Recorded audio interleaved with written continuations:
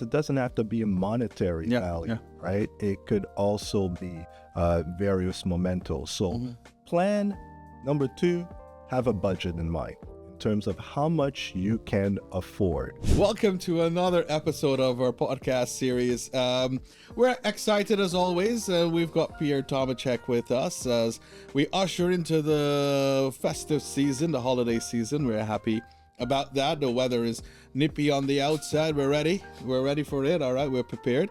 Not like my friend on my right here. He's always prepared. He's got his gears since October in the car, right? Always planning ahead.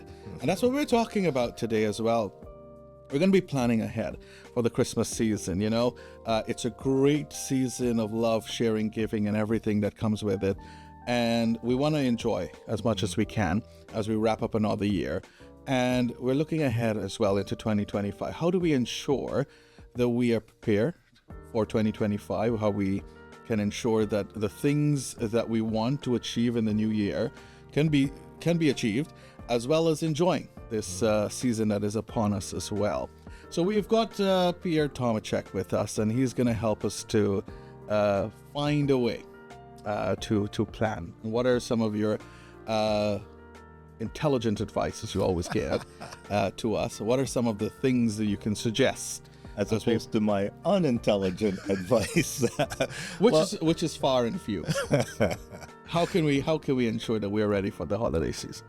I think you hit that 4-letter word, right? Plan, right? So here at Tomacek Financial Planning Team, the main thing that we want to instill in our clients in terms of achieving your goals is to plan, right? So you're going to have a plan for your retirement, your plan for your kids' education.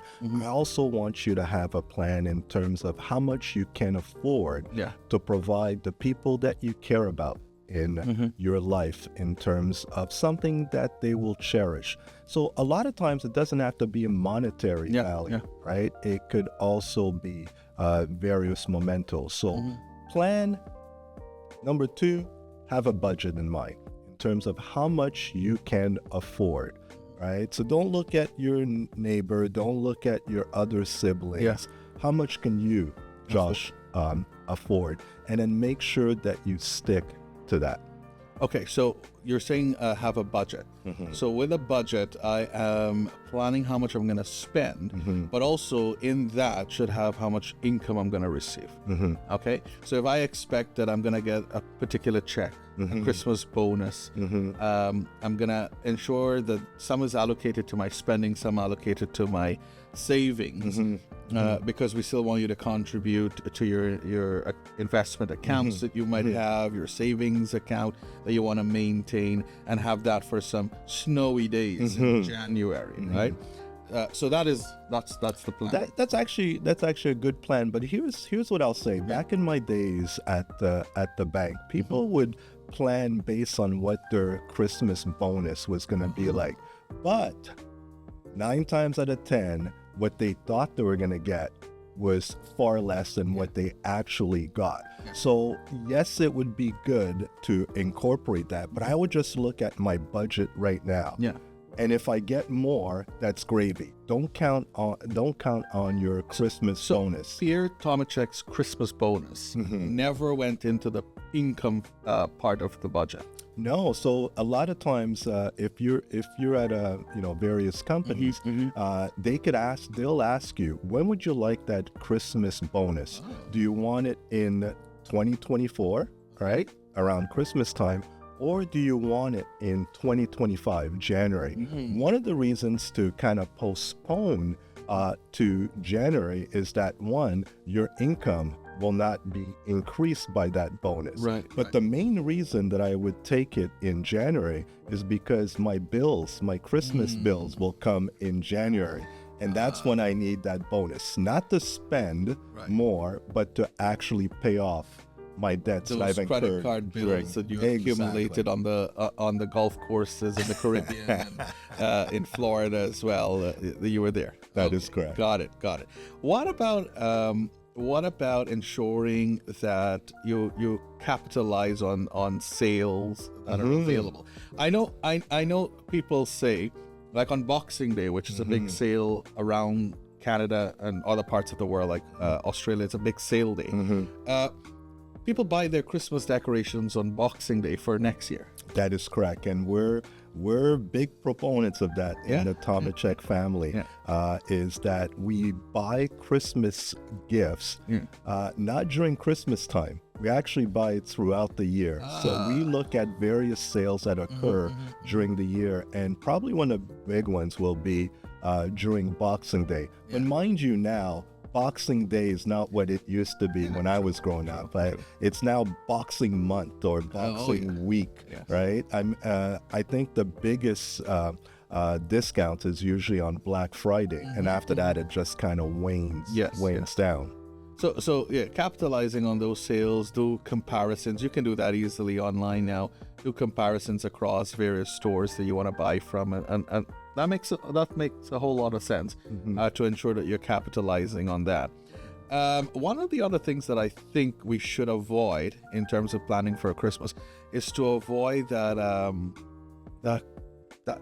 feeling that you have. I don't know how to put it. That feeling that you must buy. You know, that urge that you must buy something for Christmas. You don't have to, right? No, I mean, as you get older, it's really no longer about the stuff. Right? It's really more about the connections that you make. I hearken back to when my kids were very, very little. I mean, very, very little. So we're talking about 3 to 4 years old.